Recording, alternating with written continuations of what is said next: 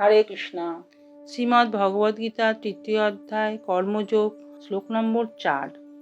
শ্রী ভগবান উবাচ ন কর্মণাম অনারম্ভান নৈষ্কর্মং পুরুষস্নুতে ন চ সন্ন্যাসনাদেব সিদ্ধিং সমধিগচ্ছতি।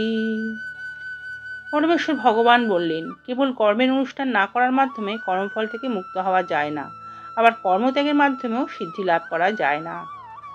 শ্লোক নম্বর ৫। শ্রী ভগবান উবাচ নহি কশ্চিৎ সনামপি জাতো তিষ্ঠত্য অকর্মকৃৎ কার্যতে অবশ্যকর্ম সর্ব প্রকৃতিজয়ী গুণই। পরমেশ্বর ভগবান বললেন, সকলেই মায়াজাত গুণসমূহের দ্বারা প্রভাবিত হয়ে অসহায়ভাবে কর্ম করতে বাধ্য হয়, তাই কর্ম না করে কেউই ক্ষণকালও থাকতে পারে না। শ্লোক নম্বর ৬। শ্রী ভগবান উবাচ কর্মেন্দ্রিয়াণি সংযম্য ইয়া আস্তে মনসা শরণ ইন্দ্রিয়ার্থান বিমূঢ়াত্মা মিথ্যাচারো স উচ্যতে।